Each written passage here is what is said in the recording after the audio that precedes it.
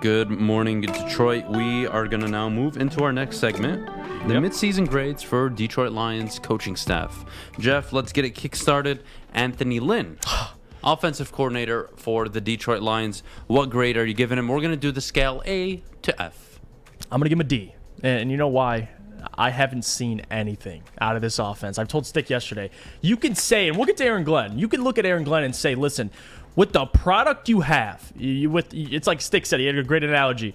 You're going to 7-Eleven to make a gourmet dinner. And Aaron Glenn has done it. There's been games where you've said, dang, this defense has played well over their means, well above anything we've expected, especially with the injuries they've suffered.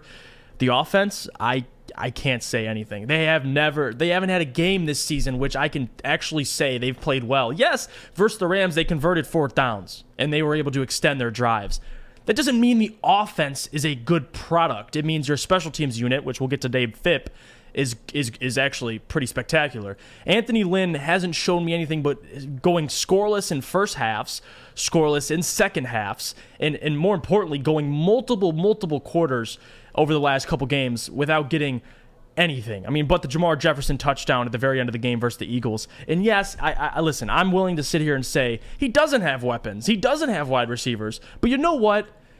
You have Jared Goff, who's an okay quarterback, not the best, but he's decent. Why do we do a this? weapon like T.J. Hockenson. Why can Mike LaFleur win with Mike White and who? Michael? Who's the back for New York Jets? I don't even. Michael I think it's something. Mark White. Michael Carter, I think his name. Carter. Michael, the running back. Yeah, the running back. That's your running back. He should be their starter, but that's your RB1. He's a rookie. That's what I'm saying. You have that Mike White and Elijah Moore and Corey Davis as your unit, and they a can get washed-up wins. Jamison Crowder. And a washed-up Jamison Crowder. No tight end. No excuses and no for Anthony Lynn. line. He gets a D. So, and I'll hand it to him. Well, you're generous, honestly. I think you're too polite. He gets an F, and the F comes with middle fingers and a saying that I can't say on air. So we're gonna leave it there. Anthony Lynn, what the hell, man? And it's not even that the offense is bad. I could care less about that. Yeah. It's you are regressing week to week, dude.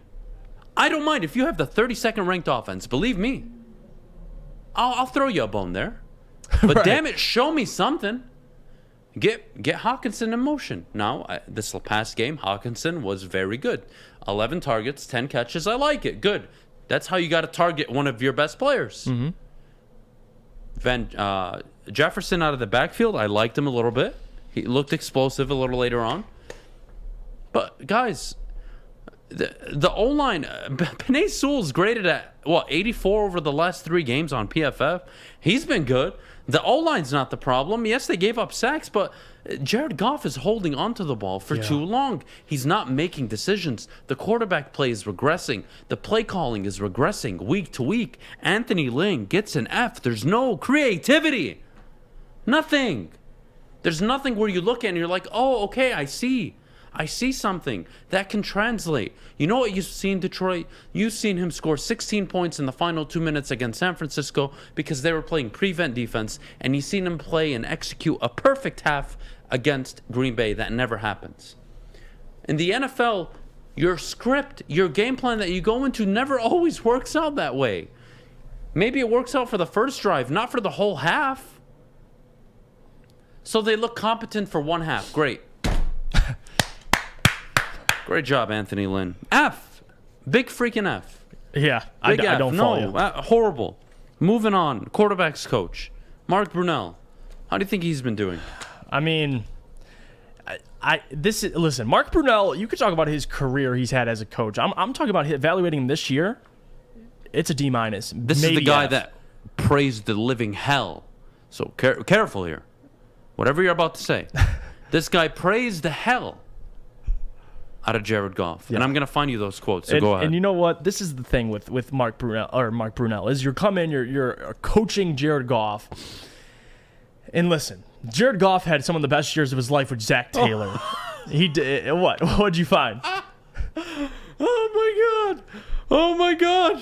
What? Oh my God. Mark Brunell compared Jared Goff to Drew Brees. I remember this story. Oh God. I can't. You know what? You know my grade. It's an F. It's an F-. Mark Brunell. F-. Go ahead. No, yeah, Mark Brunell. Like I said, if your job is to come in and you're coaching Jared Goff, he still has the same problems he did in LA, the same habits: fumbling the football, holding onto the football too late, and throwing the ball in harm's way. He does them all the same. He does the same thing. So you know what? You got to give him an F, if not a D, if you're being generous. The guy hasn't done. I mean, listen. I don't know what they're doing behind the scenes and what he's telling Jared Goff and if he's not listening or not, but Jared Goff's been horrible. I mean, the guy's been just as bad, if not worse, than he was last year. So I don't know how you grade Mark Brunell at him. I mean, you give him a fat F, D. I'm giving him an F. No, I'm giving him an F. F's Again, fine. F's guys, fine. you can play poorly. Show me week to week progressional growth. I don't see any of it. That's all I asked for this He's year. not developing them, yeah. I sat up here and told you guys they could go 0-17. They'd probably go 4-13. Did I not say that? And you're not even close to that. You're not even giving me player development. Penei Sewell looks great on the left. Why? Because Taylor Decker got hurt. Took Taylor Decker to get freaking hurt for you guys to force Penei Sewell back to where he should have been playing from day one. Sounds like Tyrod Taylor to me. Isn't that so funny? Takes a weird circumstantial injury leading up to the first game of the year for you to put the guy where he should be. Unbelievable. Unbelievable. Moving on, Aaron Glenn, defensive coordinator. I think we're going to completely agree on this one. I hope so. Aaron You Glenn. better No, not. Aaron Glenn. I'm going to give him a B minus. Okay. I was thinking about, you know what? Because there is situations where, you know, I mean, listen, I'm not going to sit here and give him an A. The defense has been bad in moments of especially these football games. The Bengals game. I mean, you walk out the San Francisco game 1. I mean, they get absolutely obliterated by Jimmy G. He looks like Aaron Rodgers in the first half, and then now to 2 days ago, excuse me, what they were able to do on the ground against the Lions. It's just, there's been some flaws this year, but overall, you can say a lot of good things about Aaron Glenn. So I'm willing to give him a B minus, you know, the C plus range. I'm willing to give him the benefit of the doubt because the talent's missing. He doesn't have a Jeff Okudah. He doesn't have a Romeo Okwara. He's missing multiple guys. He's still going out and producing results. So I give credit to those guys. So you know what? Give him a B minus, give him a B. I could care less. I mean, the guy deserves a good grade. So better than Anthony Lynn by far. I agree. I'm going to give him, you know what? I want to give him a B, given his circumstance, but I'm going to agree on the B minus. Yeah. I think he's done a really good job growing and developing the people he has to work with right now. It's not the greatest talent. It's not the greatest D-line. It's not the best linebacking core. It's not the best secondary. Yeah. And I think he's doing an adequate job. With a lot of rookies, too. With a lot of young rookies, Barnes, the communication Levi. is key. I think the defense has shown me more than the offense. The guy is working with nothing. I'm going to give him a B minus, and it's really a testament and a compliment to Aaron Glenn. I'm very happy with him. I think probably the best defensive coordinator Detroit has had since Todd Bowles. Ooh, that is I will give him that. Very true. Aaron Glenn looks like he can be a really good defensive coordinator in the NFL. Whether or not he's a head coach, I mean, that's on him if he wants to pursue that career path. But coordinator-wise, I can see it. I see some things that make me look towards the future and say, I trust that guy. Yeah, he's a teacher. I can't say that about a lot of these other guys. All right, running backs coach, Deuce Staley. Deuce Staley. Kind of difficult to grade, but Yeah. I figured we could at least talk about him a little bit. Listen, I'm going to give, I mean, the grade doesn't really necessarily matter for me for Deuce Staley. I mean, it's hard to really grade him. The running backs have been tremendous in how they're being utilized. And, you know, I made the argument DeAndre Swift should be used more. I mean, obviously last game you saw what they were able to do with DeAndre Swift, so kind of threw my argument out the window. But I will say this, Deuce Staley, I mean, he's assistant coach. He's the running backs coach. I love Deuce Staley, man. The guy is a leader amongst men already. I mean, he gets the respect of any locker room he walks into just because of what he had to go through to get where he is and be in the coaching position he is. So I got nothing but respect for Deuce Staley and the job he's done. I'm sure he's working day in and day out with DeAndre Swift, Jamal Williams. Look at Jamar Jefferson. Look how good he looked yesterday, or 2 days ago, excuse me. So I'm giving him, what, a B+, a B? I mean, he's been fine. I don't really have a grade for Deuce, to be honest with you. I'll give him a B. I'm He's not done a going to good give him a B+. I don't think it's extraordinary. I think there's a lot of confusion. You know, as a running backs coach, you're really just preparing your guys to hold on to the football. Right. Don't make fundamental plays. Don't make the big mistakes. Don't do anything crazy. So, you know, just Staley, give him a B. You guys want to give him an A, I don't mind. I'm not going to slate anybody for it. It's fine. I don't mind. I'm okay with that. Moving on. We got a great Dan Campbell. There we go. Head coach time. And we're going to get to Brad Holmes after Dan Campbell for everybody in the chat. All right. Dan Campbell. Jeff, give me a grade for Dan Campbell, his performance so far to start the year.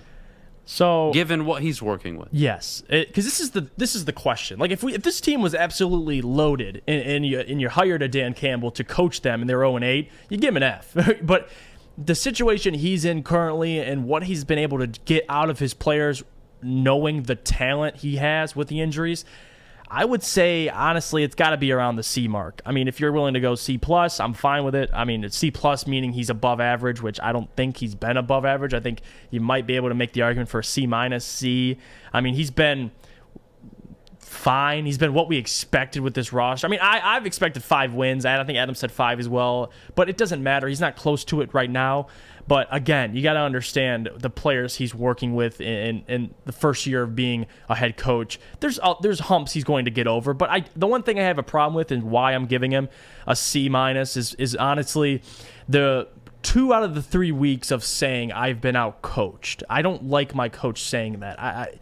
You saying I've been out coached, and that might be him just taking the blame for his players. He might actually not be saying I was out schematically coached, but it's not a good look for Dan Campbell. You're winless. You telling the media, listen, I've been out coached.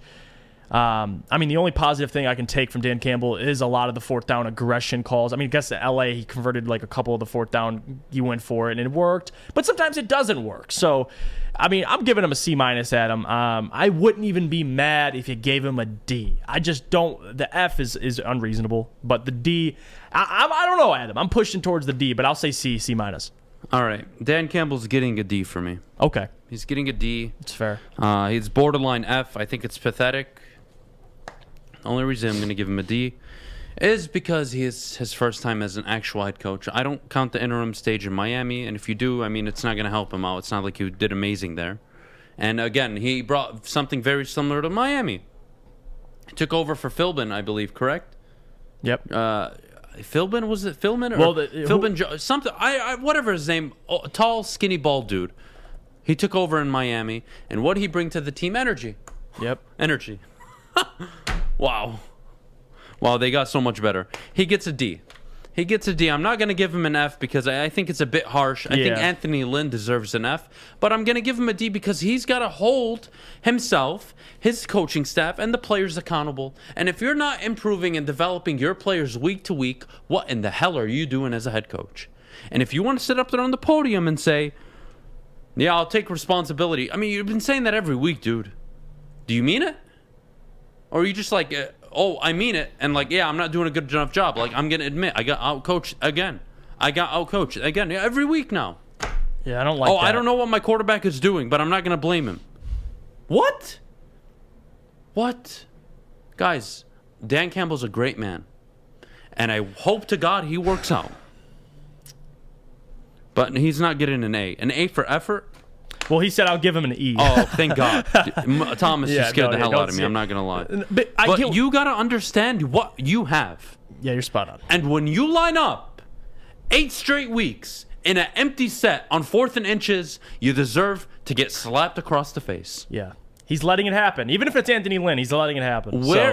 Guys, excuse me. Guys, I know Dan Campbell is this culture guy, this leader of men, this alpha who's, willing to work with other alphas. Cool. Guys, look where the NFL is going and look where you're at. I hope it works. I hope it works for Dan Campbell. Such a great guy. But look where the NFL is going. Zach Taylor 5-3. Brandon Staley 4-3. Matt Rule 4-4. Go look around the league. And let me add this real quick. Go ahead. To your point, those teams you're mentioning, quarterback, coach, that the relationship between offensive minded, and they have a relationship.